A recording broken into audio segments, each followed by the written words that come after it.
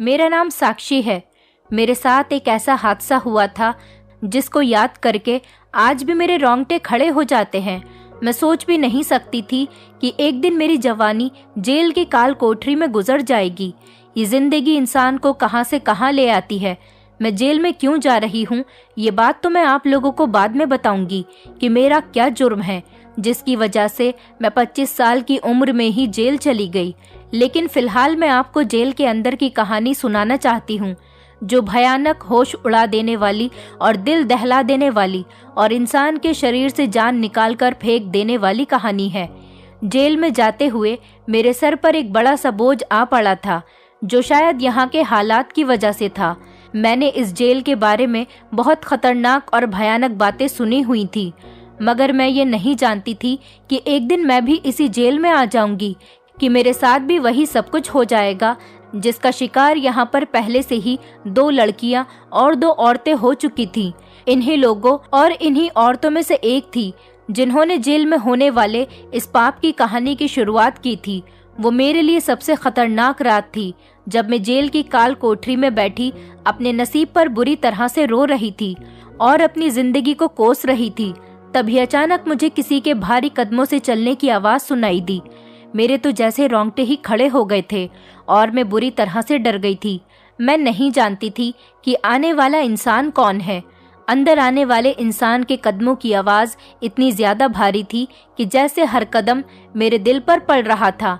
मैंने अपनी आंखें बंद कर ली।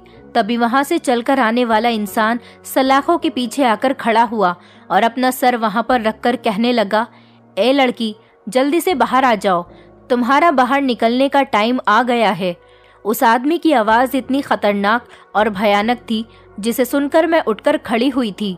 मैं किसी कठपुतली की तरह खड़ी हो गई थी, क्योंकि मैं जानती थी कि यहाँ पर हुक्म ना मानने की सजा सिर्फ और सिर्फ अपनी जबान में दी जाती है। इन लोगों ने अगर मुझे मारना पीटना शुरू कर दिया तो मैं कहाँ जाऊंगी, और यहाँ बचाने वाला तो मुझे कोई भी नहीं है। मैं तो इतनी ताकतवर भी नहीं थी, और फिर वैसे भी मैं एक बेटी की माँ थी। मेरी शादी को अभी 2 साल ही हुए थे और मेरी बेटी 1 साल की थी। एक औरत में इतनी हिम्मत कहाँ से होती है कि जेल के लोगों और उनके सितम का मुकाबला कर सके। मैं परेशान हो गई थी। मैंने सोचा कि यहाँ जो मुझसे पूछा जाएगा मैं सच सच बता दूंगी। मैं किसी से भी किसी तरह की कोई बहस नहीं करूंगी। मैं अपनी सफाई पेश नहीं करूंगी। मैं उठकर खड़ी हो गई थी। मैंने सामने मौजूद आदमी को देखा तो उसके सर के बाल उड़े हुए थे। वो देखने में तो बहुत खतरनाक लग रहा था। उसकी आंखें भी अजीब सी थीं और उसके हाथों पर बड़े बड़े टैटू बने हुए थे। उसका चेहरा इतना डरावना था कि मुझे देखकर अंदाजा हो रहा था कि वो आदमी जेल के स्टाफ का नहीं है, बल्कि वो तो कहीं बाहर से आया कोई नशेड़ी या फिर गुंडा है। मैं तो उसे देखती ही रह गई थी। एक लम्हे के लिए मेरे दिल में ये भी ख्याल आया कि ये तो मुझे कोई और आदमी मालूम होता है, क्योंकि जेल के स्टाफ का कोई भी आदमी ऐसे कपड़ों में नहीं आता। वैसे भी ये औरतों की जेल थी। इस जेल में तो सिर्फ लेडीज इंस्पेक्टर थी। एक मर्द का यहाँ पर क्या काम हो सकता है। मैंने देखा जेल का सेल अंदर से भी बंद था और बाहर से भी, मगर वो आदमी मुझे उकसा रहा था कि तुम बाहर आ जाओ। मैंने एक बार फिर से उसकी तरफ देखा तो वो चिल्लाकर कहने लगा, क्या तुम्हें आवाज नहीं आती? क्या तुम बहरी हो? मैं तुमसे कितनी बार कह चुका हूँ कि बाहर आ जाओ। तुम्हें मेरी कोई बात समझ नहीं आ रही है? चलो जल्दी से बाहर आ जाओ, आज तुम्हारी बारी है। मैंने धीमी सी आवाज में कहा, किस चीज की बारी है? मैंने बड़ी हिम्मत करके उससे सवाल किया था। वो तो मुझे गुस्से से घूरने लगा और कहने लगा, तुम बाहर आ रही हो या फिर मैं तुम्हारा बंदोबस्त करूं? मैंने भी फिर से हिम्मत करके उससे कहा, क्या मतलब है तुम्हारा? क्या बंदोबस्त करोगे तुम मेरा? मेरे अंदर अचानक ही हिम्मत आ गई थी कि जब जेल में आ गई हूँ, जब मेरे नसीब में लोगों की मार खाना ही लिखा है और मैंने सारी जिंदगी दुखों को ही बर्दाश्त करना है, तो फिर मैं अपनी इज्जत के लिए, अपने सम्मान के लिए क्यों ना आवाज उठाऊं। मैंने उस आदमी से ये सवाल किया तो वो गुस्से से कांपने लगा और कहने लगा, तुझे शर्म नहीं आती? मेरे साथ बदतमीजी करती है और साथ ही साथ बहस भी कर रही है। रुक, मैं अभी तेरा इलाज करता हूँ। ये कहकर वो अपने भारी कदम उठाता हुआ वहां से चला गया। मेरा दिल बुरी तरह से कांप रहा था। ये आदमी तो जेल का लग ही नहीं रहा था, फिर मुझे क्यों बाहर आने पर उकसा रहा था? मुझे बड़ी परेशानी हो रही थी। थोड़ी देर के बाद उस आदमी के कदमों की आवाज़ दोबारा मेरे कानों में आने लगी तो मेरा शरीर बुरी तरह से कांपने लगा था। मुझे अफसोस हो रहा था कि मैंने इस आदमी से बदतमीजी क्यों की।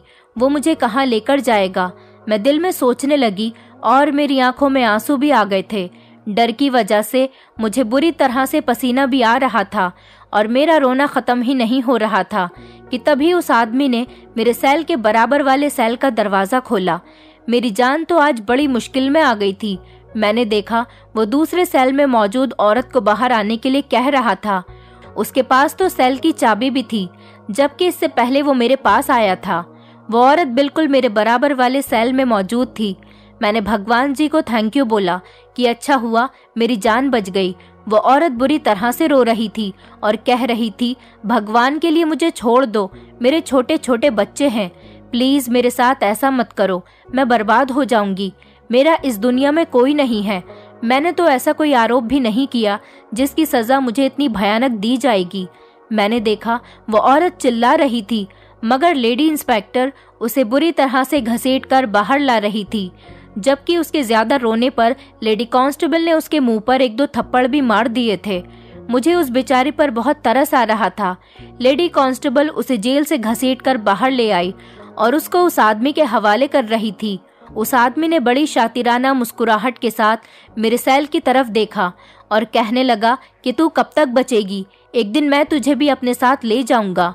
उसके बाद उसने लेडी कांस्टेबल की तरफ देखते हुए कहा कि इसका फ़ायदा भी हमें बेहिसाब होगा। ये जवान है और खूबसूरत है और बड़ी हिम्मत वाली लगती है। उस खतरनाक आदमी की बात सुनकर मुझे उस पर घिन आने लगी थी और अपने आप पर भी रोना आ रहा था कि अब मेरा क्या होगा। अगर इसने मुझे कोई सज़ा दे दी तो मैं ज़िंदगी भर भूल नहीं पाऊंगी। बड़ी मुश्किल से मैं इस काल कोठरी की मुसीबत को बर्दाश्त कर पा रही थी और अब मेरी जान को एक और मुसीबत आने वाली थी। फिलहाल इस औरत के जाने के बाद मैं उसके लिए प्रार्थना करने लगी, मगर इंसान कब तक एक चीज़ से बच सकता है? जो उसके भाग्य में लिखा हुआ हो वो एक न एक दिन उसके सामने आकर ही रहता है। लेकिन उसके बाद जो रात आई और उसमें जो हादसा हुआ वो मेरे लिए किसी कयामत से कम नहीं था। उस आदमी ने आकर मेरे सेल के बाहर चिल्लाना शुरू कर दिया। वो मुझे बाहर बुला रहा था और मैं डरी सहमी अपने सेल में चुपचाप बड़ी खामोशी से बैठी रही। जब मैंने कोई जवाब नहीं दिया तो उसने चाबी घुमाकर ताले को खोल दिया। मैं तो घबरा गई थी और मेरे पैरों तले से ज़मीन निकल गई थी। मेरा दिल ज़ोर ज़ोर से धड़क रहा था। आंखों से आंसू भी निकलने लगे थे क्योंकि मुझे पहले ही उस आदमी से बहुत डर लग रहा था और वो अपने साथ लेडी इंस्पेक्टर को भी मेरे सामने लेकर आ गया था। लेडी इंस्पेक्टर मेरे सामने आ गई। उन्होंने मेरे बाजू से मुझे पकड़ लिया और घसीटना शुरू कर दिया। कहने लगी, जाओ आज रात के लिए तुम्हारी बारी है। लेडी इंस्पेक्टर के कहने पर मैंने उनसे पूछा कि मुझे इस खतरनाक आदमी के साथ क्यों जाना है। मैंने कहा, प्लीज़ मुझे इसके साथ मत भेजो, लेकिन उन्होंने मेरी एक न सुनी और मेरी किसी बात का कोई जवाब भी नहीं दिया। और वो कहने लगी कि यहाँ पर सिर्फ हमारी मर्जी चलती है, हमसे तुम दुश्मनी पालोगी तो तुम्हारे लिए ज़िंदगी नरक बना देंगे। इसीलिए तुम्हारा फ़ायदा इसी में है कि तुम खामोशी से हमारी बात मानती रहो। इस बात में कोई शक नहीं था कि वो औरतें ऐसा भी कर सकती थीं, मगर मेरे लिए ज़िंदगी पहले ही काफ़ी मुश्किल थी। मैंने भगवान से प्रार्थना करना शुरू कर दिया कि हे भगवान, मेरी इज्जत बचा लेना, क्योंकि एक औरत के पास इज्जत से बढ़कर ऐसी कोई चीज़ नहीं होती। इसके लिए वो जान देने पर भी उतर आती है और मेरे लिए भी सबसे बढ़कर मेरी इज्जत ही थी। मैं रोती हुई उस आदमी के साथ बाहर जाने लगी। बाहर गैलरी में आकर मेरी नज़र एक घोड़े पर पड़ी, जिसे देखते ही मेरी जान निकल गई थी। मैं घोड़े से पहले ही बहुत ज़्यादा डरती थी, लेकिन आज ये घोड़ा मेरी आंखों के सामने था और वो आदमी उसे खुद भी हाँकने लगा और मुझे भी घसीटकर चिल्लाने लगा। एक तो मेरे दिमाग पर उस घोड़े का डर बुरी तरह से छाया हुआ था और दूसरा इस आदमी के अजीब से हुलिये को, जिसे देखकर किसी को भी आसानी से डर महसूस होने लगे। ये आदमी देखने में बहुत खतरनाक था। ऐसा लगता था जैसे पहले भी वो काफ़ी सारे खून कर चुका है। फिलहाल मैं उसके साथ चलने लगी, क्योंकि ऐसा करना मेरी बहुत बड़ी मजबूरी थी। उन्होंने मुझे बहुत डरा धमकाकर उसके साथ भेज दिया था और जो पुलिस हमारे साथ आई थी वो लोग जेल की 15 मिनट की दूरी से ही हमसे अलग हो गए थे। जेल के रास्तों के बारे में भी मुझे जानकारी हो चुकी थी। अब हम लोग जिस जगह जा रहे थे इसके बारे में मुझे कुछ नहीं पता था, क्योंकि मैं आज से पहले किसी ऐसी जगह पर नहीं गई थी। इस जेल में मुझे मेरी आंखों पर पट्टी बांधकर लाया गया था, मगर रात के इस अंधेरे में जब मैं जेल से निकली तो जेल की एक एक दीवार, एक एक कोना मुझे अच्छे से याद हो चुका था। वो मेरे दिलो दिमाग पर नक्शा बनकर छा चुका था। मेरे दिमाग में हर चीज़ छाई हुई थी। मैं हर चीज़ को देखकर पहली बार में ही उसको याद कर लिया करती थी। मैं दिल ही दिल में खुश भी होने लगी कि कल को अगर मुझे यहाँ से भागना पड़े तो मेरे लिए बहुत आसान हो जाएगा, क्योंकि सेल के पास से एक रास्ता गुजर रहा था जिससे ये आदमी मुझे लेकर आया था, और अब वो रास्ता मुझे याद हो चुका था। उस रास्ते की पहचान एक ऐसी पहचान थी कि जिसे साफ पता चलता था कि ये खुफिया रास्ता है, और इस रास्ते से ये लोग किसी को गुजरने भी नहीं देते। जब तक किसी को गुजरने नहीं दिया जाता, जब तक किसी की मजबूरी न हो। जब हम लोग जेल से बाहर निकले तो उस आदमी ने मेरी तरफ गौर से देखा और वो कहने लगा, सुनो लड़की, तुम्हें रास्ते में शोर करने की ज़रूरत नहीं है। तुम जितना मर्जी शोर मचा लो, क्योंकि तुम हो तो जेल में रहने वाली आरोपी औरत, और तुम्हें यहाँ बचाने के लिए कोई भी नहीं आएगा। मेरे पास तुम्हारे खिलाफ बहुत सारे सबूत हैं जिससे मैं ये साबित कर सकता हूँ तुम एक मुजरिम औरत हो। इसलिए अगर तुम खुद को बचाने की कोशिश करोगी तो तुम बुरी तरह से फंस जाओगी। इसलिए तुम्हारे लिए बेहतर यही होगा जो तुमसे कहा जाए तुम वही करना। शायद हो सकता है तुम्हारी जान बच भी जाए, लेकिन अगर तुम मेरे साथ चालाकी करने की कोशिश करोगी तो फिर तुम जेल की सलाखों के पीछे से कभी भी नहीं निकल पाओगी। इसलिए तुम्हारा फायदा खामोश रहने में ही है। मैंने उसकी बातें सुनकर हाँ में सिर हिला दिया, और मैंने उससे वादा किया कि मैं सारे रास्ते किसी तरह का कोई शोर नहीं मचाऊंगी। हम लोग पैदल ही चल रहे थे। वो घोड़ा भी हमारे साथ था, जिसे देखकर पहले तो मुझे बहुत डर लग रहा था, लेकिन अब वो भी मुझे बहुत ज़्यादा बुरा नहीं लग रहा था। चलते चलते वो आदमी एक घर के आगे रुक गया था। ये घर तो नहीं बल्कि एक बड़ा सा बंगला लग रहा था। घर बहुत ही ज़्यादा खूबसूरत था, लेकिन घर को देखकर लग ही नहीं रहा था कि इसके अंदर घोड़े भी होंगे। मगर ये आदमी तो जानवरों में दिलचस्पी रखने वाला लगता था। बंगले के अंदर जाते ही इसने घोड़े को आवाज़ लगाना शुरू कर दिया। घर के आखिर में एक छोटा सा कमरा बना हुआ था जो कि किसी स्टोर रूम के जैसा लग रहा था। अंदर से कमरा काफ़ी बड़ा था। कमरे के अंदर ज़मीन पर बिस्तर लगा हुआ था और चारों तरफ घरेलू इस्तेमाल करने का सामान था, और साथ में एक खूंटी भी लगी हुई थी। मैंने उस कमरे को थोड़ी अजीब नज़र से देखा था, और देखती भी क्यों नहीं, कमरा कच्चा था, जबकि बाकी पूरा घर तो बहुत खूबसूरत बना हुआ था। घर में कई जगह पर तो डेकोरेशन भी की हुई थी, लेकिन इस कमरे को देखकर लगता था कि जैसे इसमें कोई इंसान रहता ही नहीं। इस कमरे में जो बिस्तर लगा हुआ था, मैं वहां पर जाकर बैठ गई थी। जैसे ही कमरे का दरवाज़ा खुला, वो खतरनाक आदमी मेरे सामने आकर खड़ा हो गया था। उसके चेहरे पर बड़ी अजीब सी मुस्कुराहट थी। वो मुझसे कहने लगा, देखो लड़की, मैं तुम्हें यहाँ पर बेवजह नहीं लेकर आया हूँ, और तुम्हें मेरा एक काम करना होगा। अगर तुम मेरा काम करने में कामयाब हो गई तो मैं तुम्हें जेल से रिहा कर दूंगा, और तुम्हें इतने ज़्यादा पैसे दूंगा कि सारी ज़िंदगी तुम आराम से बैठकर खाओगी और मौज करोगी। ये देख रही हो ना, ये आलीशान बंगला और मेरे पास जितनी भी गाड़ियाँ हैं वो सब मेरी अपनी मेहनत की कमाई की वजह से हैं। ये सारा रुपया पैसा मेरे अकेले का ही है। इस सब का मालिक मैं हूँ। मैं तुम्हारे लिए ज़िंदगी आसान बना दूंगा, लेकिन तुम्हें मेरा एक काम करना होगा। और हाँ, किसी बात पर भी अगर तुमने जिद की तो मेरा पारा हाई हो जाता है और मैं फिर ऐसी औरत को बर्बाद करके रख देता हूँ। मैं तुम्हारे साथ ऐसा करूँगा, तुम किसी को मुंह दिखाने के काबिल नहीं बचोगी। तुम्हारे ना ही बच्चे पैदा होंगे और ना ही कभी तुम्हारी शादी होगी। अगर तुम कुंवारी हो तो तुम बिना शादी के ही रह जाओगी, और अगर तुम शादीशुदा हो तो तुम बे औलाद हो जाओगी। वो आदमी मुझे धमका रहा था, ऐसी बातें करके मुझे बुरी तरह से डरा रहा था। मुझे अपनी छोटी सी बेटी की बहुत याद आ रही थी। मुझे उसकी फिक्र हो रही थी। उसको याद करके मेरी आंखों में आंसू आने लगे थे। तो वो चिल्लाकर कहने लगा, ज़्यादा नौटंकी करने की ज़रूरत नहीं है। तुमसे मैं जितना कहता हूँ तुम उतना ही करो। अब बिस्तर पर लेट जाओ और अपनी आंखें बंद रखना। इधर उधर देखने की या यहाँ से भागने की ज़रूरत नहीं है। अगर तुमने ऐसा भी कुछ करने की कोशिश की तो तुम नहीं जानती हो तुम्हारे साथ क्या किया जाएगा? तुम यहाँ पर सुकून से रहो। तुम्हें यहाँ पर खाना, पहनने के लिए कपड़ा और सुकून भरी जिंदगी, हर चीज़ दी जाएगी। तुम्हें जिसमें फ़ायदा हो तुम वही करो। बस मेरे साथ दुश्मनी करके तुम सबसे बड़े नुकसान में पहुँच जाओगी। ये कहकर वो बाहर चला गया था। उसने मुझे मेरी आंखें बंद रखने के लिए कहा था और मैंने वैसा ही किया। मैंने अपनी आंखों पर अपना दुपट्टा बांध लिया और उसके कहने के मुताबिक ही काम कर रही थी। मुझे कुछ भी दिखाई नहीं दे रहा था। अब मेरी आंखों के सामने पूरी तरह से अंधेरा छा गया था। मुझे सिर्फ आवाज़ें सुनाई दे रही थीं, कुछ नज़र नहीं आ रहा था। थोड़ी देर के बाद कमरे का दरवाज़ा खोलने की आवाज़ आई।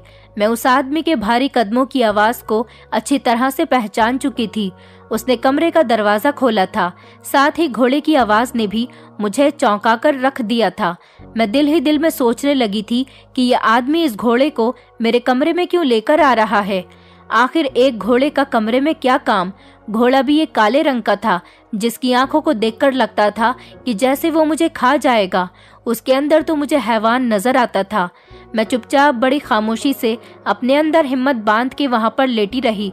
उसने घोड़े के गले में बंधी रस्सी को खूंटी से बांध दिया था और फिर वो वहां से चला गया था।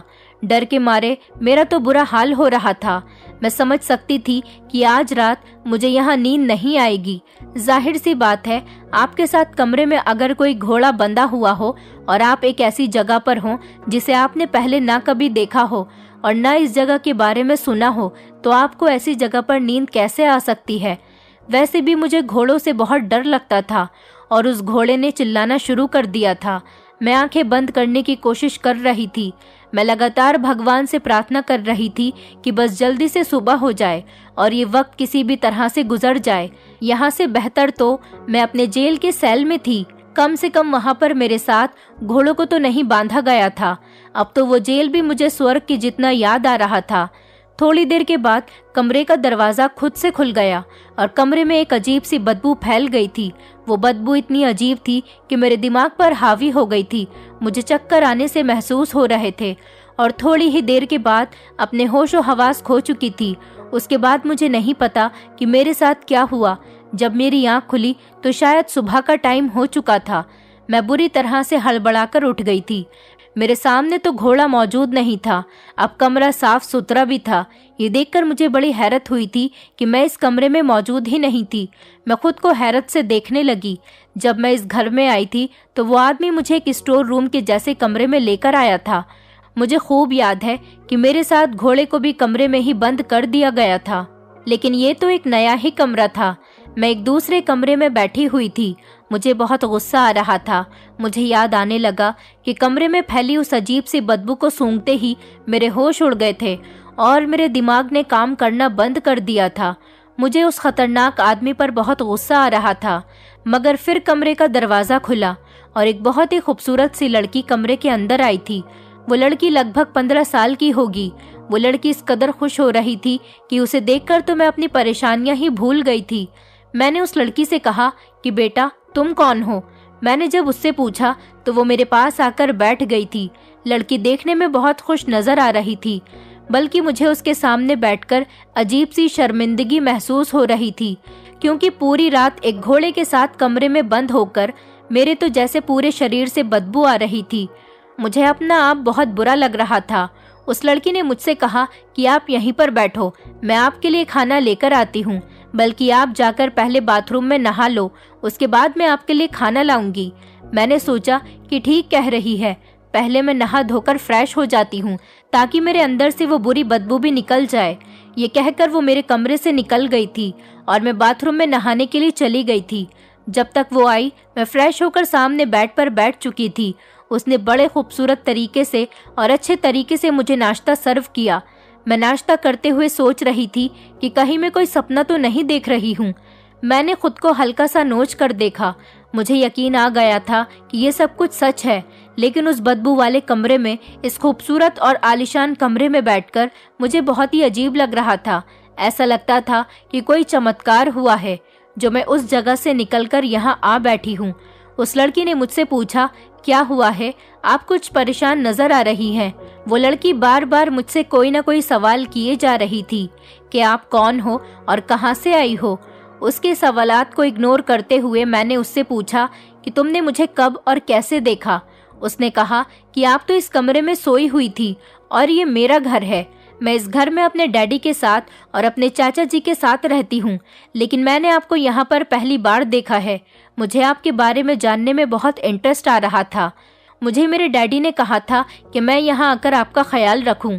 मैंने उस लड़की से पूछा कि तुम्हारे डैडी का नाम क्या है, तो उसने मुझे बताया कि मेरे डैडी का नाम राहुल सिंघानिया है। मैंने उससे कहा, अच्छा, तुम्हारे डैडी का नाम राहुल सिंघानिया है और तुम्हारे डैडी की उम्र कितनी है? वो इस सवाल का जवाब नहीं दे पाई थी। उसे अपने डैडी की उम्र के बारे में नहीं पता था। जो भी बातें वो कर रही थी वो तो सिर्फ मासूमियत में ही कर रही थी। वो भी मेरे साथ खूब बातें कर रही थी। मैंने उससे और भी बातें पूछने की कोशिश की, मगर उसे तो कुछ पता ही नहीं था। तभी बाहर से भारी कदम और पुलिस के सायरन की आवाजें भी आने लगी थी। ये सुनकर मैं डर गई थी और मेरा शरीर बुरी तरह से कांप रहा था। तभी वो खतरनाक आदमी अंदर आया। उसका हुलिया बिल्कुल वैसा ही था जैसा मैंने उसे जेल में देखा था। वो लड़की जो वहां पर बैठी हुई थी, उस आदमी को देखकर वो भी डर गई थी, मगर एक तरफ होकर सहम गई थी और उसने अपनी आंखें झुका ली थी। वो एक कोने में बैठ गई थी। उसके मुंह से एक शब्द भी नहीं निकल रहा था। वो आदमी अंदर आया और कहने लगा, तुमने तो मुझे खुश कर दिया है। मेरा काम पूरा हो गया। तुम्हें पुलिस वापस लेने के लिए आ गई है, लेकिन तुम फिक्र मत करो, मैं तुम्हें जल्दी ही जेल से रिहा करवा दूंगा। तुम मेरे लिए बहुत खुशकिस्मत साबित हुई हो। ये कहकर वो वहां से चला गया। इतने में पुलिस की गाड़ियां आ गई थी। वो 2 लेडी पुलिस कांस्टेबल मुझे अरेस्ट करने के लिए अंदर तक आ गई थी। मुझे बहुत बुरा लग रहा था। उस आदमी ने तो कहा था कि तुम दोबारा जेल में नहीं जाओगी। तुम मेरी बात मान लो, इस घोड़े को अपने कमरे में रख लो और तुम खुद भी यहीं पर सो जाओ। तुम्हारी हर डिमांड पूरी होगी। और अब तो पुलिस मुझे अरेस्ट करने के लिए आ गई थी। ये आदमी तो कुछ भी नहीं कर सकता था। ये तो सिर्फ और सिर्फ मुझे अपने काम के लिए बहला रहा था और मुझे इम्प्रेस करने की कोशिश कर रहा था। मैं अपने दिमाग में यही सब बातें सोच रही थी कि तभी लेडी कांस्टेबल ने मेरे हाथ में हथकड़ी पहना दी। मुझे दोबारा से पुलिस की गाड़ी में बैठा दिया गया था। मैं वहां बैठी तो कांस्टेबल नीतू ने मेरी तरफ मुड़कर देखा और वो कहने लगी, तुम्हें क्या हो गया था कि तुम जेल से फरार हो गई थी? ये सुनकर तो मैं हैरान हो गई थी। वो कहने लगी, तुम्हें तुम्हारे जुर्म की सजा जरूर मिलेगी। उसने मुझे सख्ती से कहा था। वो तो ऐसे रिएक्ट कर रही थी जैसे उसे कुछ पता ही नहीं था। ये सुनकर तो मैं बड़ी हैरान होकर उसे देखने लगी थी। वो मेरी तरफ देखकर कहने लगी, तुम मुझे ऐसे क्या देख रही हो?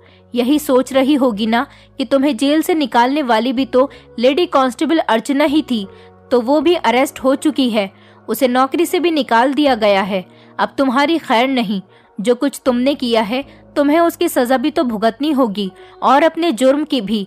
गाड़ी चल रही थी और रास्ते में यही बातें हो रही थी। बातें करते करते हम लोग वापस जेल तक आ गए थे, मगर लेडी कांस्टेबल वहीं की वहीं खड़ी हुई थी। मैं हैरान थी कि लेडी कांस्टेबल अर्चना को तो अरेस्ट होना था, मगर वो तो वहीं की वहीं खड़ी थी। मैंने लेडी कांस्टेबल नीतू की तरफ मुड़कर देखा तो उनके चेहरे पर कोई एक्सप्रेशन नहीं थे।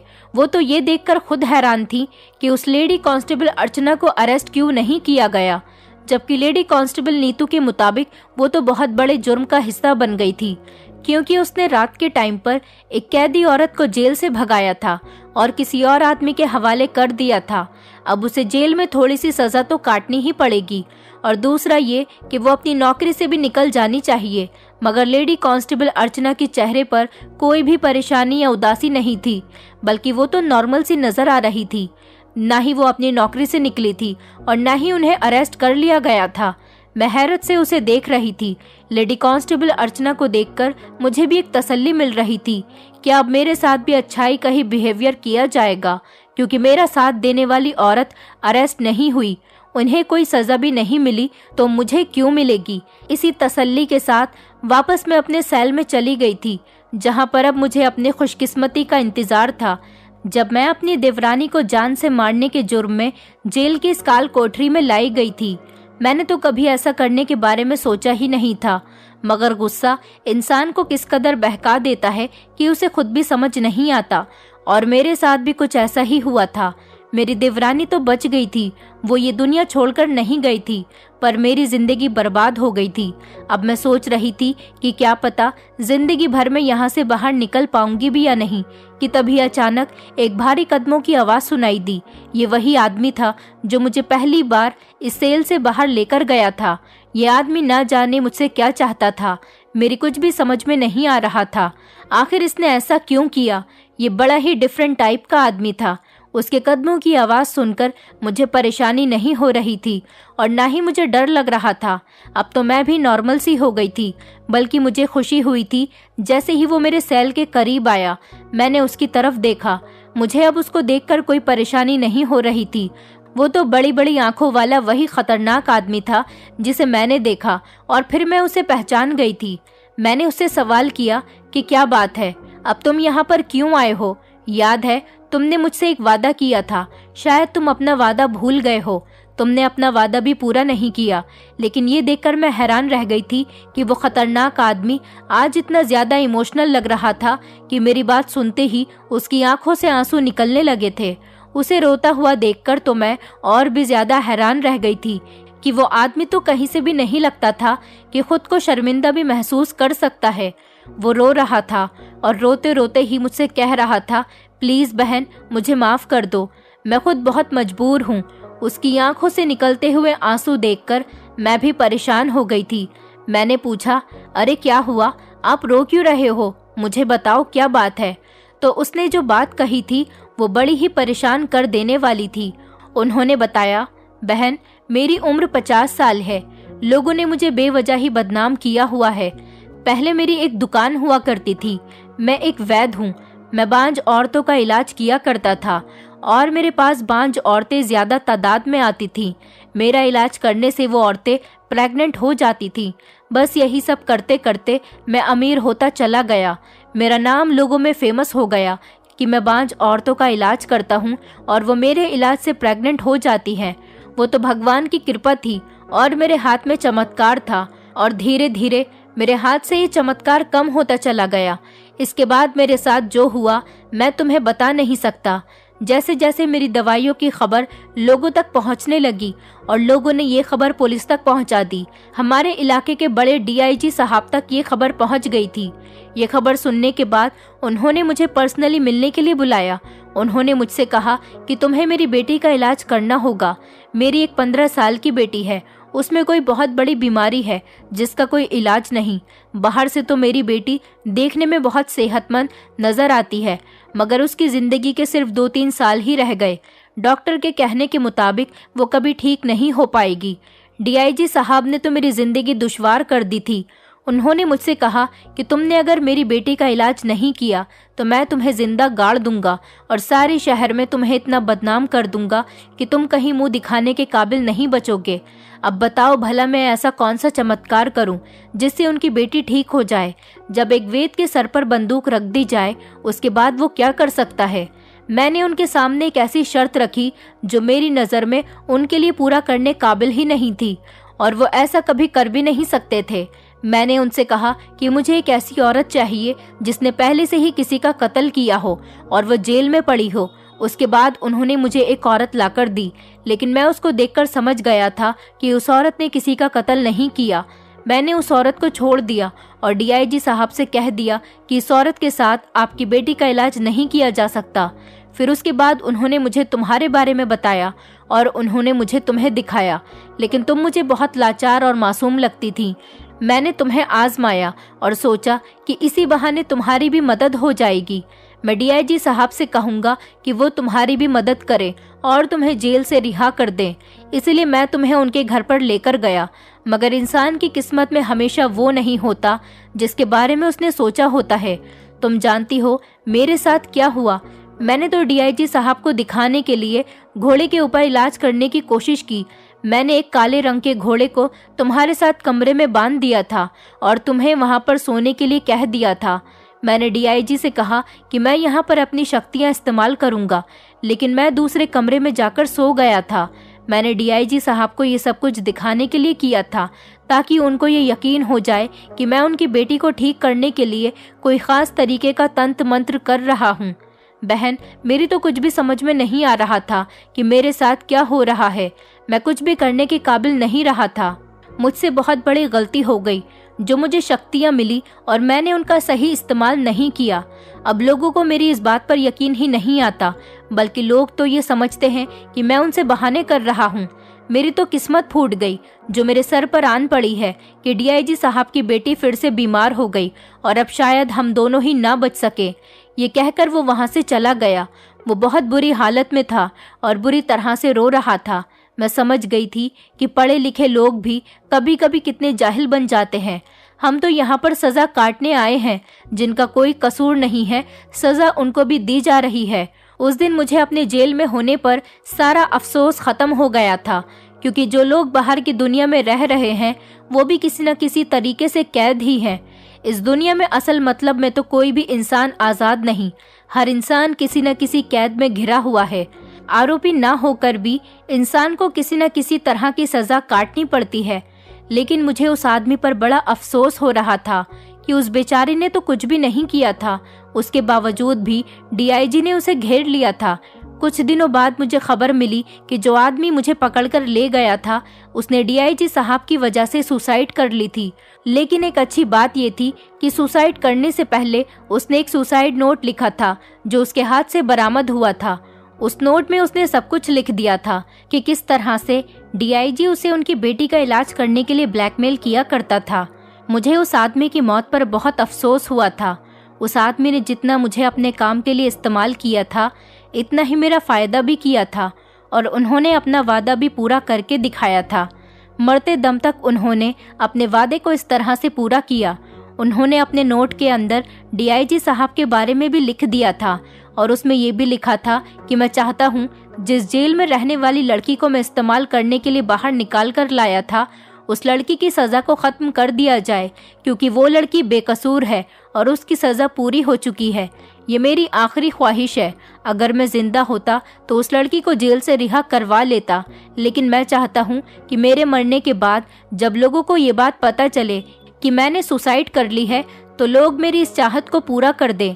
इस केस ने पूरे पुलिस सिस्टम को हिलाकर रख दिया था और डीआईजी साहब को बहुत जलील किया था। उनको उनके पद से हटा दिया गया था और तो और मुझे भी 1 महीना सज़ा काटने के बाद जेल से रिहा करवा दिया गया था। मैं उस आदमी की आज भी एहसानमंद रहूंगी जिसने मरने के बाद भी अपना वादा पूरा कर दिया। मैंने भी गुस्से में आकर अपनी देवरानी को मारने की कोशिश की थी, क्योंकि मेरी ससुराल में मेरी देवरानी के आने के बाद उसने मेरी नाक में दम कर दिया था। मैं जेल से रिहा होने के बाद अपनी ससुराल नहीं गई, बल्कि मैं पढ़ी लिखी थी, इसलिए मैंने नौकरी के लिए ट्राई किया। मुझे पता था कि मेरे ससुराल वाले मुझे एक्सेप्ट नहीं करेंगे। मेरा पति तो एक अच्छा आदमी है, मुझे यकीन है कि वो मेरी बेटी को बहुत खुश रखेगा और मेरी बेटी की परवरिश भी अच्छे तरीके से कर रहा होगा।